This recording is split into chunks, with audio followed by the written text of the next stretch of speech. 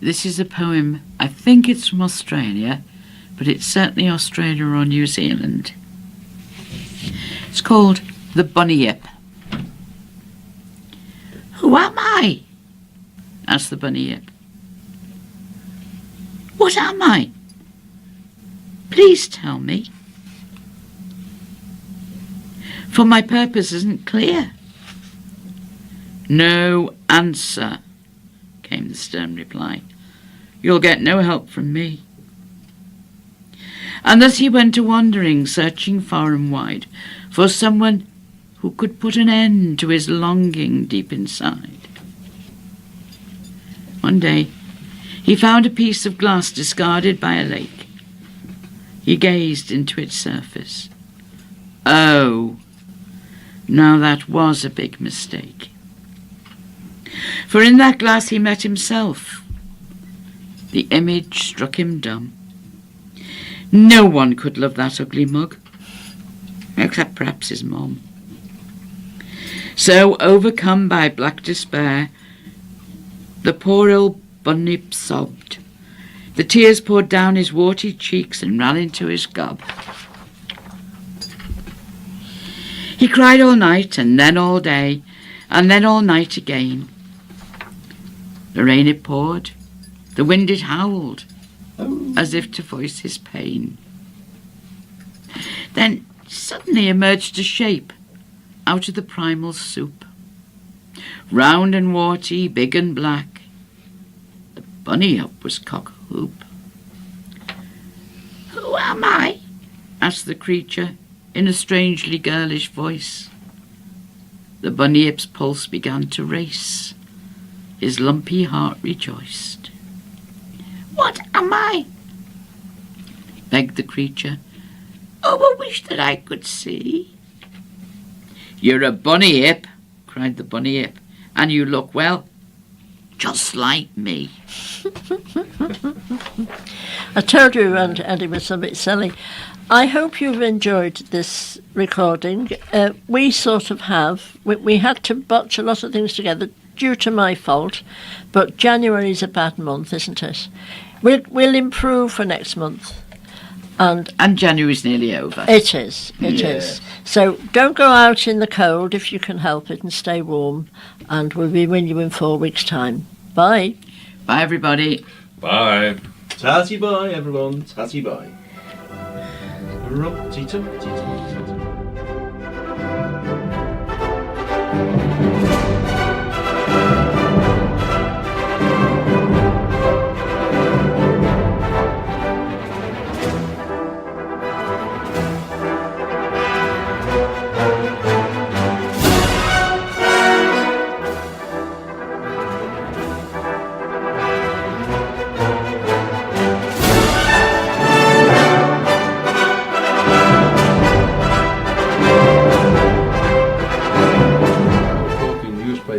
For the week ending, I've got Saturday the 8th of April because I'm on the wrong page. Excuse me a moment.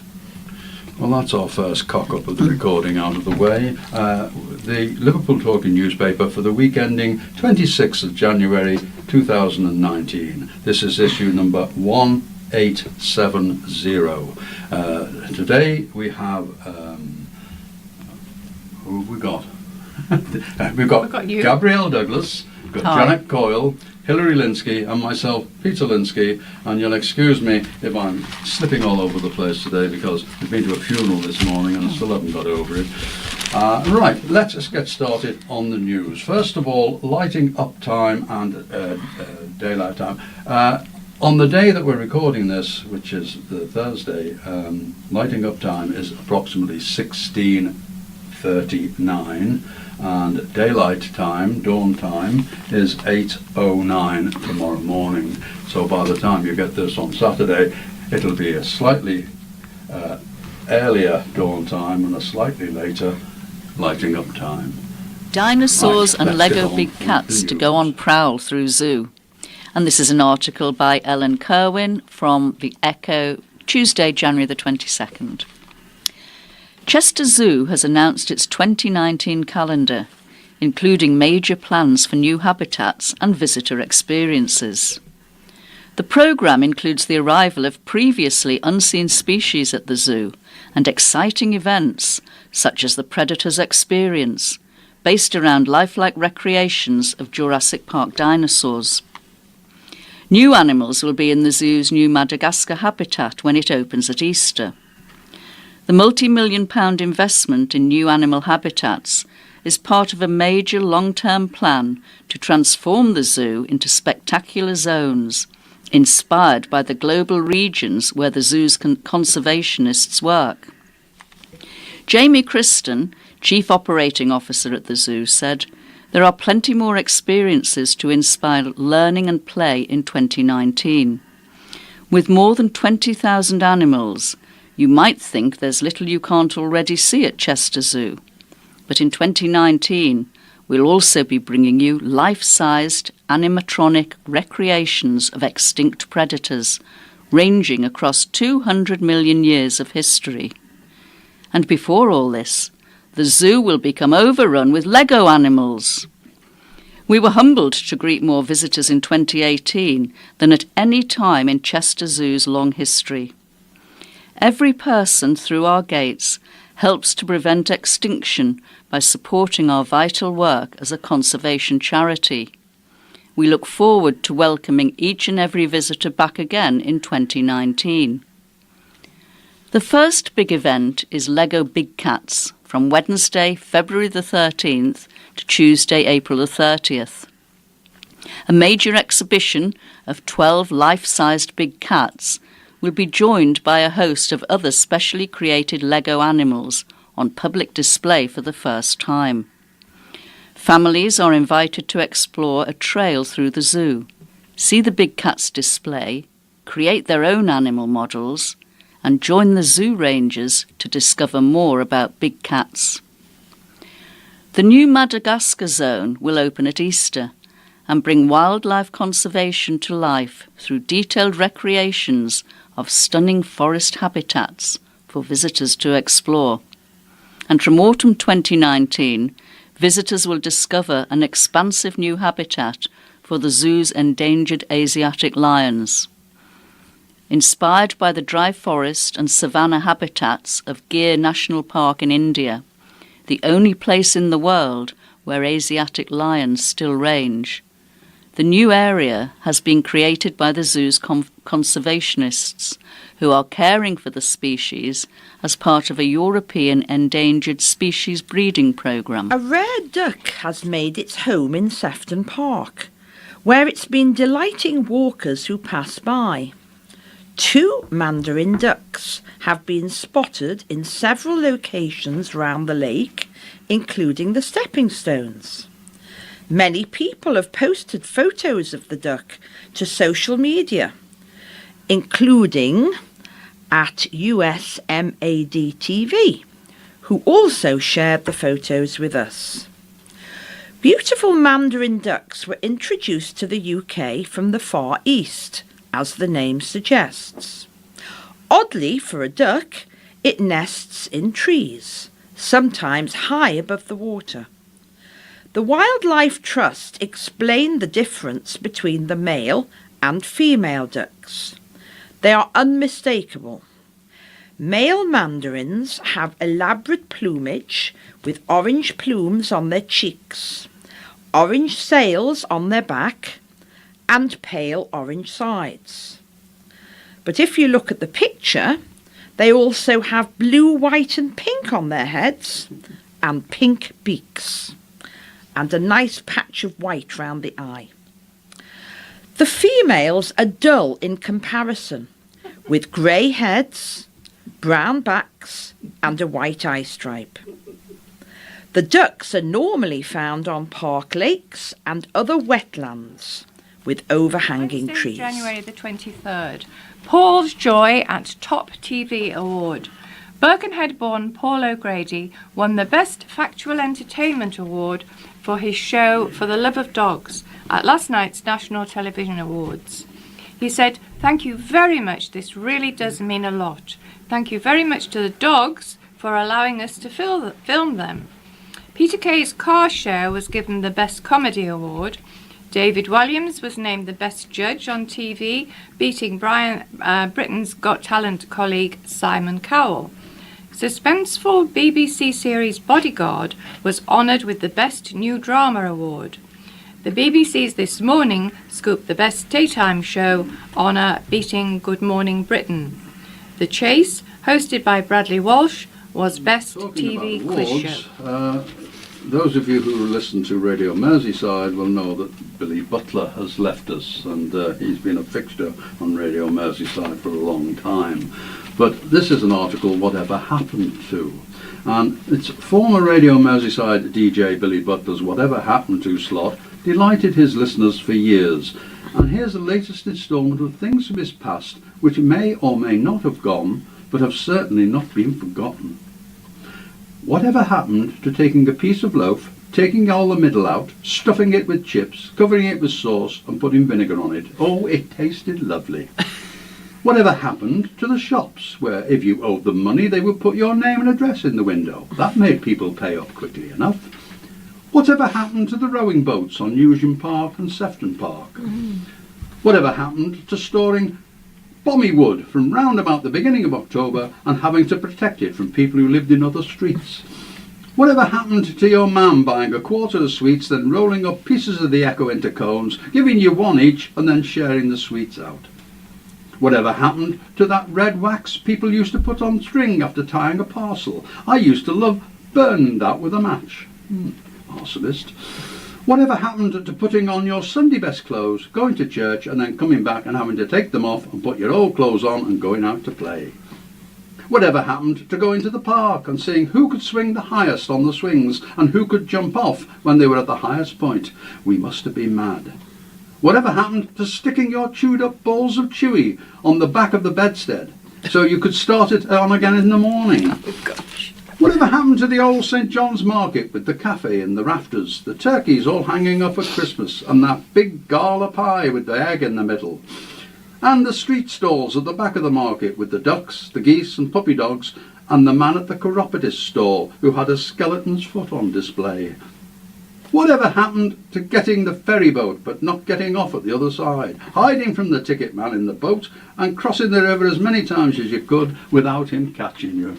Oh, and there's hands going up in here in the studio, and unfortunately we won't have Billy doing that on Radio Merseyside anymore. Visionary creator of Liverpool's dream is awarded Freedom of the City and hints he may return with new creations. And this is an article by Laura Davis from The Echo on Friday, January the 18th.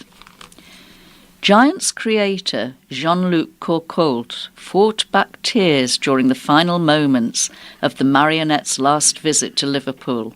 He revealed ahead of a special ceremony in the city last night. The Royal Deluxe Artistic Director, who was awarded the Freedom of Liverpool, said he struggled to remain composed while everyone sobbed around him. It was only when the procession, led by the little girl giant and her dog Zolo, had passed by the gathered crowds that he allowed his expression to crack. And then I bawled like a child, he said. That last event was a tsunami for me, a catastrophe in some ways, pulling at my heartstrings, but also a huge gain in terms of the bond that was established between myself and the people of Liverpool. Although last year's Spectacular was the world's last ever outing for those particular giants, Courcault did not rule out returning to Liverpool with a new troupe of creations. He is currently looking for funding for new giants that, he said, could include a gorilla. Asked whether we would see his new giants in Liverpool, he replied, "There's a strong possibility." This was backed up by Liverpool Mayor Joe Anderson's speech during the ceremony in St George's Hall. Inviting Courcault to take advantage as one of the privileges accorded to him as Freeman of the City, he said, "You are welcome to bring your sheep to walk through the streets of our city. We only ask that when you do return, you bring a vision with you." Addressing the assembled crowd, the mayor added, "I promise you that things will get better because we will always raise the bar. We will come back with more events." The special guests began the ceremony with a procession through a guard of honour formed by Liverpool volunteers who had worked on the city's 3 Giants events. Typically for Corcold, the Freedom Ceremony was unlike any other held in the city before, as the artistic director called on those seated to sing and dance along to the Leaving of Liverpool, performed by local violinist Joanne Richards. Corcold is only the second person not from the UK to have been given the honour, following in the footsteps of late South African President Nelson Mandela. He is known for the poetic nature of his speeches, and this was no exception. He said, "If Nantes is my home, Liverpool is the home of my heart. The love and friendship of a city is a huge gift for an artist. I'm completely bowled over by this attention. I'm like a baby leopard cub on top of the liver building, clinging on to the liver birds with my claws." This article was from Wednesday's Echo, and it's by Sophie McCoyd, the Echo reporter. A film which focuses on the James Bulger case has been shortlisted for an Oscar, with many people, including his mum, Denise Fergus, outraged. Detainment has been shortlisted in the short film category for the awards which take place on February the 24th. The film is based on interview transcripts and records from the case which shocked the world in 1993. But Mrs. Fergus was not approached for her consent for the film, and she appeared on Loose Women earlier this month to say she was boycotting it.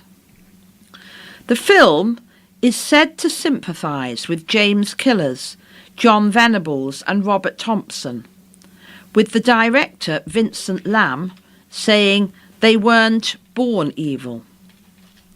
He said, "The reason I made this film, people think they were evil and they were born evil, and I don't think it was as simple as that. If people don't see them as human, they won't begin to understand." Speaking on Loose Women, Denise said, "I think he, the director, is just trying to big his career up and do that underneath someone's grief, and it's unbearable. I hope that it would die down. I don't think he had the right to do it anyway. I think James's family should have been consulted on this film."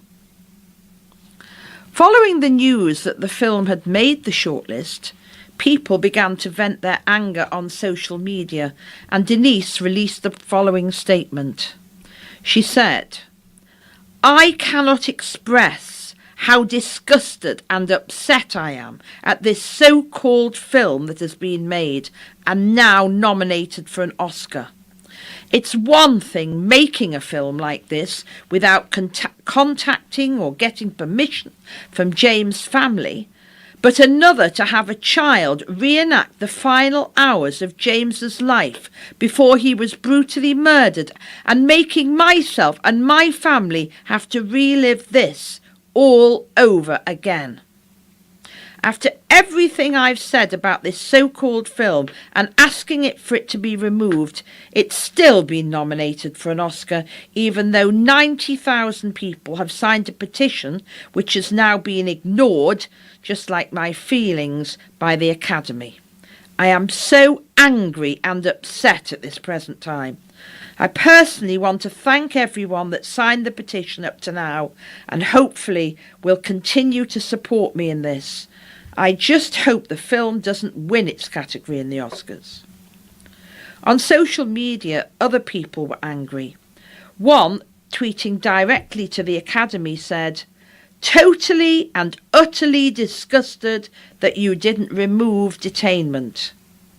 Another said, "Shame on the Academy for even considering and then January actually 21st. nominating detainment." Offences rise at Liverpool Crime Street by Lorna Hughes and Michael Goodyear. Crime at Merseyside railway stations has increased by a quarter in just a year, new figures show. data from Police UK revealed 962 crimes were recorded by British Transport Police on or near railway stations in the 12 months to December last year, and the worst station for crime was Lime Street. The rise from 767 the year before was driven by a significant increase in violent and sexual offences, which increased by a third from 200 to 265. Public order was the second most common category of crime, 199 offences, and increased by 26 over the period, according to research from the Liverpool Echo's data unit. There are also notable increases in the number of shoplifting offences, up by 63, drug offences up 27, and possession of weapons up by 27. Lime Street was also the worst station for violent and sexual offences, with 56 up from 30 the previous year. Liverpool Central had 121 crimes overall, Southport had 51, and Liverpool South Parkway had 44. Moorfields had 29, Sandhills and Formby had 22 each, while New Brighton, James Street and Birkdale had 18 each. The figures reflect the fact that busier stations tend to attract more crime. British Transport Police said the rise in the number of weapon offences was down to increased focus on the issue. Detective Chief Superintendent Paul Furnell from British Transport Police said, "The chance of being a victim of crime on Britain's rail network is rare, with only 19 crimes recorded for every 1 million passenger journeys during 2017 and 18. Tackling any rising crime and removing weapons from the rail network remains our top priority, and nationwide officers have been working tirelessly in the battle against knife crime." In response to a national rise in violence and knife crime, officers have conducted a number of intelligence-led operations focused on cutting knife crime. These operations involve plainclothed and uniformed officers and have been highly successful. Of course, passengers and rail staff are the eyes and ears of the rail network, and we would encourage anyone who has any concerns to report matters to us by sending us a text on 61016. The Echo asked Network Rail, which operates Lime Street Station, for a comment, but we were referred to British Transport Police. Nationally, there has been a 12% rise in the number of crimes committed at railway stations in England, Scotland and Wales over the past year.